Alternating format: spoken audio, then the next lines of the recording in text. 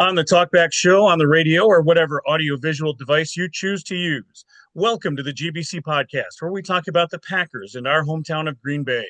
We are the official podcast of the Lot 1 Tailgate Party, which is at Lambeau Field every home game. This is episode 113, created September 9th, 2025. I'm John. I'm in Appleton, Wisconsin. Along with me, Jeff in Minnesota and Neil on the East Coast. Say hello, gentlemen, and tell us what you're drinking. Good evening, gentlemen. Tonight, I'm drinking 3 Chords bourbon, something I picked up in Green Bay, 3 Chord bourbon, because the Packers were successful in all 3 phases of the game on Sunday. The game against the Lions was a perfect 10 as a way to start a season. So I am having the Top Butcher Brewery, a toast to 10. And this is the white out game this week, so I am getting ready with a white dove. It's a nice ice cream drink. All right, you can find us on YouTube and Twitter. We are at Green Bay Chat, and Facebook at the GBC Podcast Green Bay Chat. And just the audio is available on Apple Podcast as well as Spotify by searching for Green Bay Chat. What are we talking about this week, you guys? We were all there. It's the season opener versus the Lions. Packers win 27-13. Yes, we'll talk about tailgating as it happened and as it will be coming up to the aforementioned whiteout game versus the Washington Commanders. But Neil, first things first. Introductions. That stadium was electric. It was a beautiful day in Green Bay for football, and it turned out perfectly. It was amazing going through the defensive introductions and all of the anticipation. Everyone knew Micah Parsons was coming last, and the roar of the crowd, the excitement of Micah Parsons when he was announced was palpable as far as just pure energy within the crowd, pure excitement. There was anticipation in the air, and basically anytime Micah Parsons appeared or did anything later, it was that same roar. It was, a roar that drowned out all of the Lions fans who were there because, wow, was that exciting. What a game. Introductions, the game, post-game, the crowd, the tailgating. What a day. And it was perfect, I think, that we got the ball first because we wanted to put the Lions behind, right? One of our keys to the game was that we not allow the Lions to take the lead. Well, the Lions had the chance to get the ball first. They gave it to the Packers, and thankfully they did because the Packers moved their way right down the field on that opening drive. And what was beautiful about that was how it was clear that the passing game was going to be central as far as this game is concerned. And on that drive, we had 3 third and long conversions from passes from Jordan Love. And we got Wicks involved. Golden gets his first reception, ends up being for a first down. And then 3rd and 9, a touchdown pass to Tucker Kraft. Just a beautiful movement down the field. And Neil, I don't know if you saw it as the play was developing. It was in the far end zone from me. I had kind of a decent view, and you see it on the replay. Tucker, maybe a little dicey going up the middle. Half a tick later, Golden would have been open, way open in the right corner of the end zone. Doesn't matter. He had the perfect pass to Tucker Kraft. Yeah. Didn't matter that it was splitting 2 people. Perfect pass is going to win every time. It was a great play design because, like I say, you got one player open who does catch the pass, another one who would have been open, like I said, briefly a half second later. Perhaps most importantly, a fast start. All of our fears, if you will, were allayed a little bit. They came out sharp. They came out crisp. They did not screw around. No preseason hangover. They looked good right out of the gate. Well, I mean, we did start out with an asshats penalty in the first play of the actual game, right. but Jeff, you mentioned all 3 phases are the key, and the Lions get the ball back, and it's not like the Lions charged right down and tied the game up. What happens? A 3 and out with a loss of 4 yards. Lucas Van Ness making the key play on 3rd down. And this is where we just got a little peek of what the defense was also prepared for. That was a huge first drive. So suddenly the momentum from that touchdown carries over. And then we continued it on that next drive. Now we only got a field goal, but to finish the first quarter up 10-0 is something that was critical. Big pass to Jaden Reed, somebody who we didn't know was going to be playing in the game. Jaden Reed ending up having a very big game with a couple of receptions that were really critical at key points in that game. So although the defense surrendered a field goal to Detroit, that next drive by the Packers, they took the ball back and said, we're not screwing around. Let's just go right down the field. 2 plays, Neil. Yeah. 2 Two plays. plays. It was just, and this was coming toward me, and wow, is that beautiful? Just seeing the throw to Dobbs right up the middle, just like screw that. It doesn't matter that there are 2 people on him either. It was a perfect pass. Perfect passes win, and then right next play, take it to Jaden Reed in the corner. Bam. Like our time of possession stunk in the whole first half. Like, actually, overall time of possession stunk in the game. But when you only have a 2-play drive, well, what can you do? I'd take a 2-play drive over a better time of possession every single day. Yeah, it was less than a minute. And you know, all it took. That's set up on the kickoff too. With this whole new rule of the kickoffs, Packers let that ball go into the end zone or grab the ball in the end zone and get the touchback out of it. And instead of starting at the 20 or even the 30 last year, it is the 35-yard line. That is a huge difference for an offense to get to start at the 35-yard line. The point there being, it's trying to encourage the kicking team to leave it short to get the return. That, to me, is a mistake. That's an error on their special teams, kicking it into the end zone.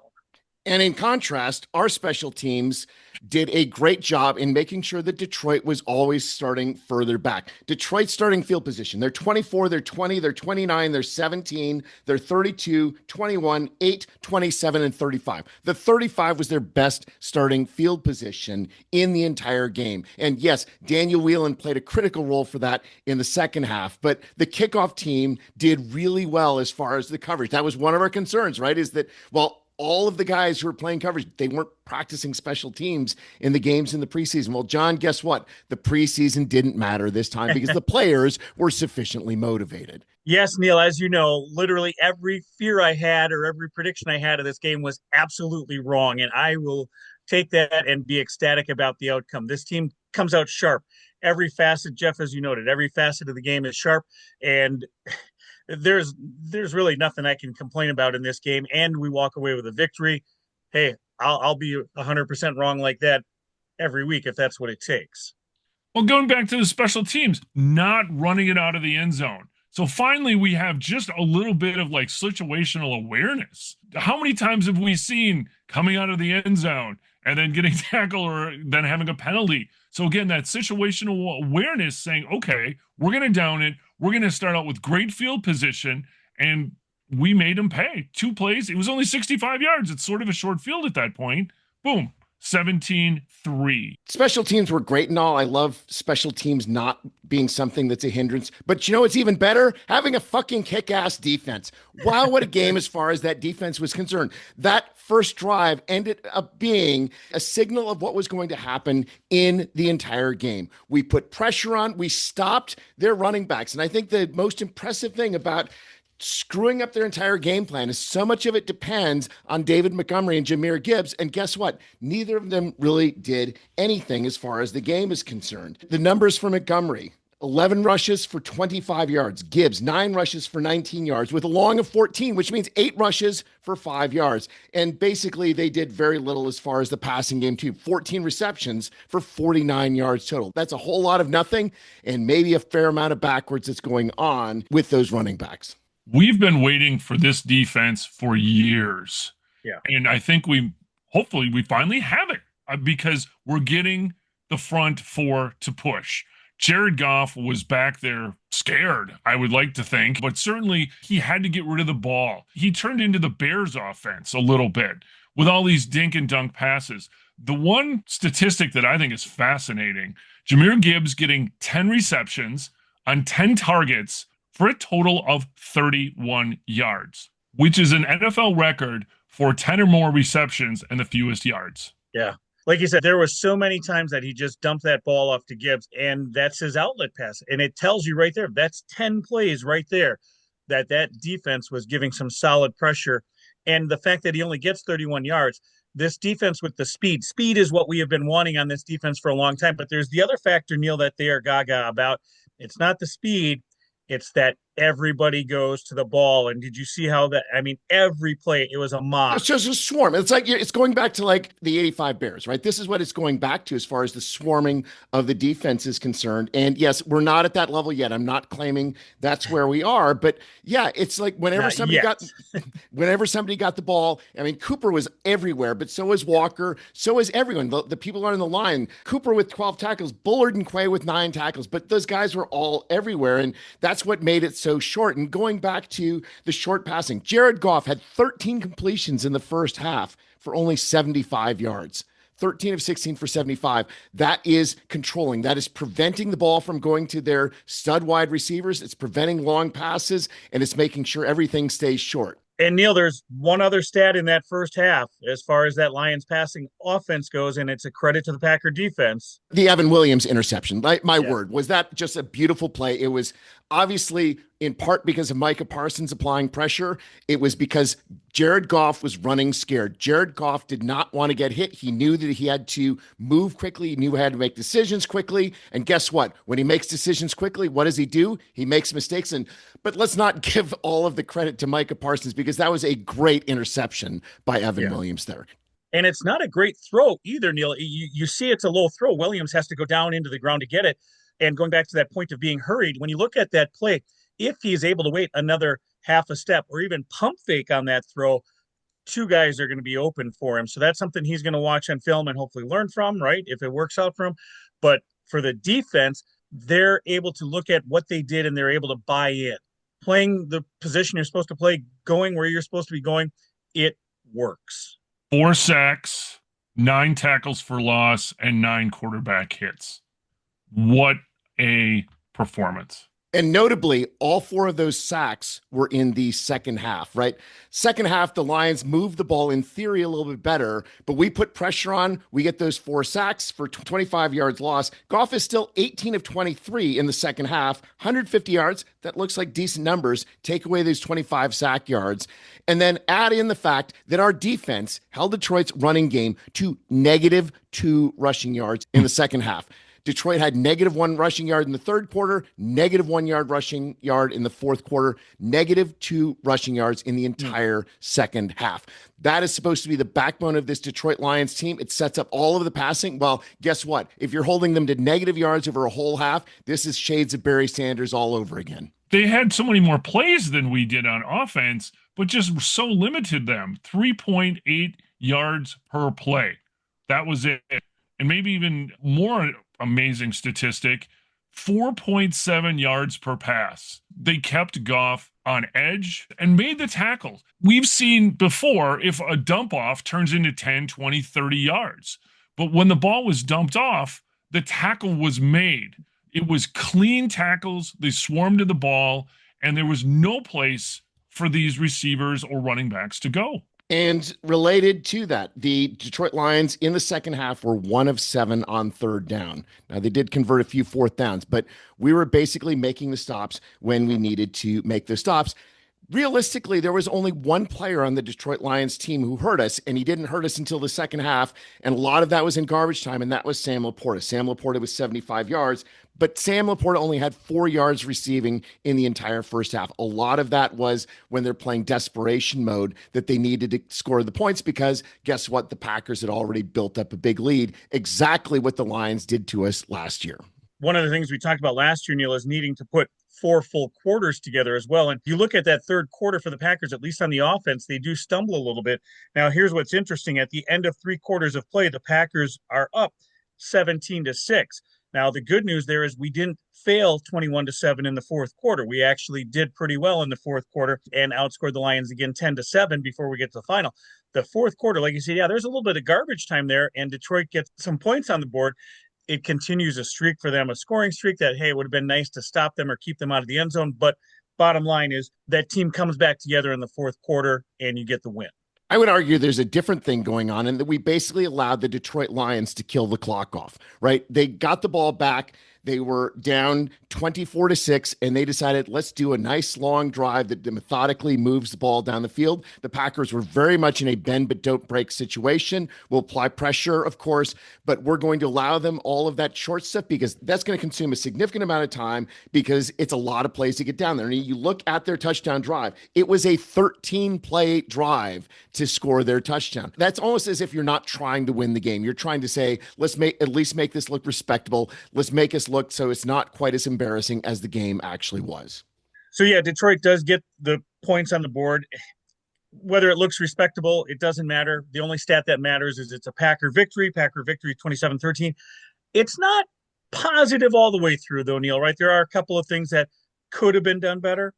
Well, John, you mentioned the fact that we stumbled in the third quarter, and we were stumbling before that point as well. And quite frankly, our running game was not great as far as the overall game is concerned. And even on that first drive, we had 4 separate first downs that were a run to Josh Jacobs that got 3 yards. Fundamentally, the reason why that first drive succeeded was because Jordan Love was hitting passes on 3rd and long. And the first third down of the second drive, same thing. Jordan Love hits a 3rd and 7. We hit our first 4 third downs on Jordan Love passes of 3rd and 6 or more. We did not convert a single third down the rest of the game. And perhaps most distressingly about that, those were 3rd and short. We missed a 3rd and 3, long incompletion.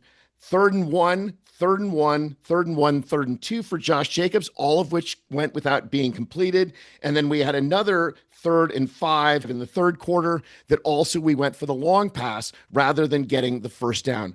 When we had 3rd and 6 or more, we got a first down every time. 3rd and 5 or less, we didn't get a single first down in that game.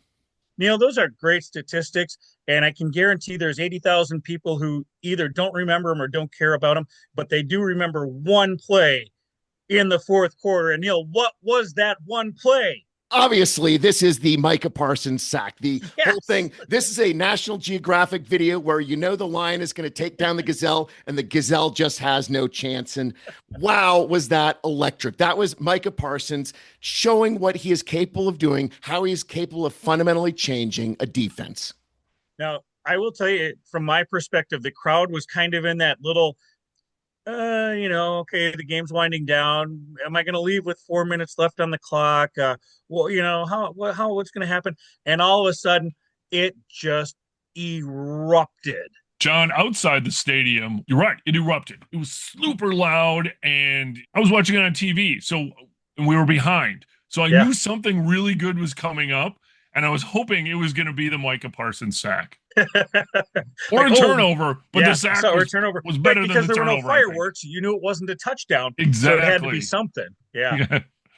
And the Rashawn Gary sack also that nearly was a safety also in the beginning of the fourth quarter. That one was right in front of me. It's like, oh, so close, so close, so close.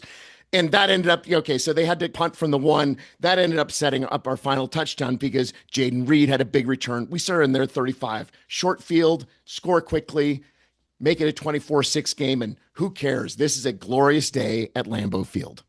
Let's look at some takeaways from this game, right? We talked about, is this team ready to play the way they did the preseason? Yeah, they're ready to play. Jordan Love looked really good. A couple of missed throws here and there, but here's my favorite number of the Packer offense in this game. At least one completion to 10 different receivers. Not 10 targets, but 10 receptions. And in that, 3 tight ends. So Kraft, Musgrave, and Fitzpatrick. We're talking about having a reception to our 3rd tight end. There are some teams out there where the fans don't even know who their 3rd tight end is. This is also what we've been waiting for. All these talented receivers, and they're going to get open. And Love doesn't care who he's throwing it to, obviously. He's throwing to the open guy. And so this is a product of that. Love was 16 out of 22, 188 yards, 2 TDs, no interceptions, no sacks either, and a great QBR of 92.1. You had a good afternoon. Yeah, it was a beautiful day at the office, even though I would say one of the things that probably caused us a little bit of consternation, and John, you're referring to it in the second half, is essentially we went hyper conservative. But, all the 3 of us have lived through this. This was Mike Holmgren. You've got to lead in a big game. You're just going to try to sit on it and hold on it because anything that you can do to get it closer to 0-0-0 in the fourth quarter, you're better off with. And obviously, there were some breaks in the second half because we just want to make sure that they're not doing anything against us. We've got a lead. Just keep that lead, and that's going to be good enough. There's 2 games this weekend that you can look at, both in prime time. Baltimore and Chicago both tried to sit on their lead, and it did not work out for them. I want that all gas, no brakes, and I want that throughout the game.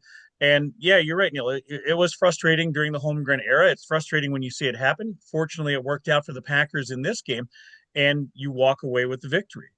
But the differentiator, John, between those other 2 teams that you mentioned and the Packers, the defense just kept playing. The Yeah. defense wanted to hold them to 6 points, and that touchdown in garbage, it didn't affect the outcome of the game at all. Yeah, it would have been nice if they wouldn't have scored, but the defense was still hungry in the fourth quarter. The Parsons sack, there was no let up on the defense at all. And I think that's a pretty big differentiator here. And outside of a big Packer victory, the best part of this weekend is having both of you in town. Friday night, you guys came down to Appleton. We hit Cleo's in downtown Appleton, and we had a great time. Thank you guys for coming down and visiting. And look at those smiles.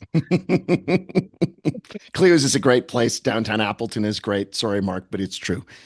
And yeah, Neil, I know we like to do dive bars when you're in town, but Cleo's is still a good stop. Saturday, then, it is the kickoff event. There we are at Lambeau Field, a beautiful day in September. And the band, the Black Crowes, played 90 minutes, 14 songs.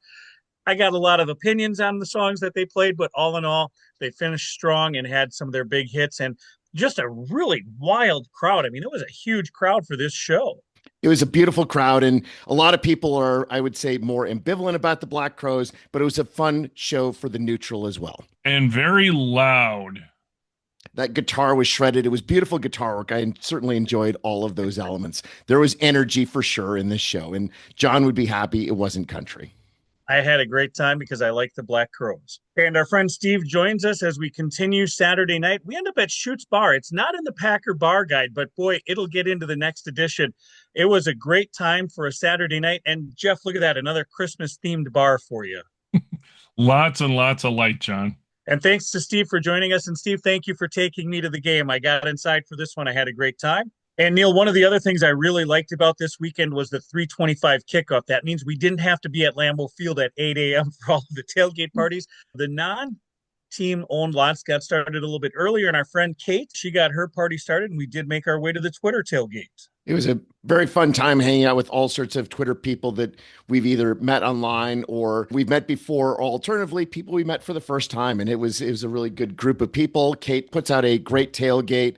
It was just a really fun time hanging out pregame right outside the Hudson Center. Yeah, and just a terrific crew of Kate and Dakin. Casey was there, Dadrian, and Sean, the guy who looks like Aaron Rodgers, was there. We got our picture with him too. He's a lot of fun to chat with. And all of that then, Neil, leads us to the Lot 1 tailgate party. And it was perfect weather for tailgating. This was a perfect football weather Sunday, and the crowd got started early in Lot 1. It was an amazing day all the way around. And Jeff, I had to point out to you, when they did the Wedge of Allegiance, we had royalty in the house. The cheeseheads with attitude, the guys who created the Wedge of Allegiance, were there in person to do it with Scott and Justin. You may also know them as the singers behind I'm a Cheesehead Baby and Where the Hell is Nina? Also great Packers hits and game day fun. Oh, it was electric. I mean, the whole day, just not just the fact that these two guys are there, but the whole day is electric. The performing of Tim, the diehard Packer fan, the shot ski is rolling. People all over the place had grills going. Just the huge volume, the massive humanity of people just moving and making their way through Lot 1. Turnover was great, and people everywhere. I don't think that there was a person, whether they were a Lions fan or a Packers fan, who did not have a great time on Sunday before the game. I guess you're now mentioning that there were a lot of Lions fans who were present during the game. My estimate overall is about 10% Lions fans who are at the game. But you know what? The Lions fans don't make any noise when the Packers are the dominant team. That's the key. The Packers play well. It doesn't matter how many other fans are there. And we know they travel well, too, so we expected them. And just so we're clear about this, especially with the tailgate party, we love the opposing fans. We want them to come to town. We want them to have a good time. We want them to have the Lambeau experience. Where Steve and I were sitting in the crowd, we had actually 5 Lions fans seated behind us, 2 from Flint and 3 from Ann Arbor. And that's exactly, as soon as we came in, I said, hey, welcome to Green Bay. Is this your first time here? Yep. Oh, good. I hope everybody's been treating you well. And all of us said, yes, Green Bay has been wonderful. And that's what I like to hear. It's not like the old days where people are being stupid and want to start a fight with the opposing fans. Get rid of that toxic crap. Let's everybody come together and celebrate football and have a great day. I go back to my normal point. Packers fans are known for traveling well. Well, guess what? You want other fans to have a passionate fan base that are going to travel well as well.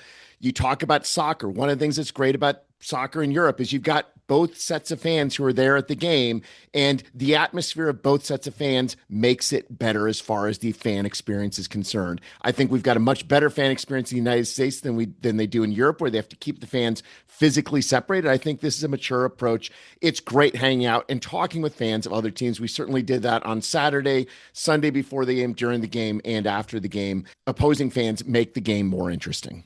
And to note, the Lot 1 tailgate party is there every home game. It does not matter if it's preseason, regular season, postseason. Doesn't matter if it's raining, snowing. And it doesn't matter whether it's a green package or a gold package game. This Thursday, gold package hosting the Washington Commanders.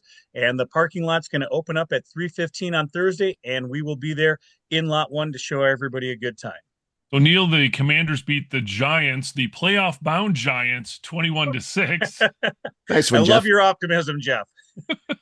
And it's a game that was a dominant performance for the Commanders. 432 yards to only 231 for the Giants. Russell Wilson held to under 50% completion. He was sacked twice. The Giants running backs only had 15 rushes for 30 yards. So there's a lot to be said for how that Commanders defense was playing.